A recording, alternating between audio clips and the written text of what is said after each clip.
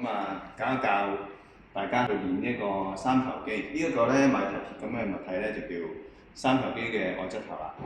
咁我哋咧就揾呢部 cable 機啦。咁我哋就揾呢條叫 V 型繩啦。咁我哋就會係 set 個撈點 set 高啲，過頭得㗎啦。咁咧揸住呢兩條繩，之後將個手踭黐埋個軀幹嗰度。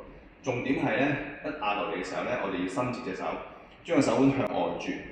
向外轉咧就會加強嗰個三頭肌嘅收縮啦，見唔見啊？回嘅時候3秒，1、2、3，加強嗰個離心收縮，黐住個軀幹嘅喎，咁啊之後拉翻落嚟。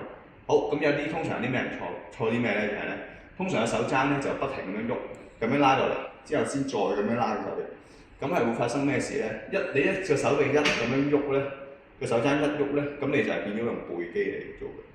呢個係背肌嚟嘅，咁呢個係先係三頭肌。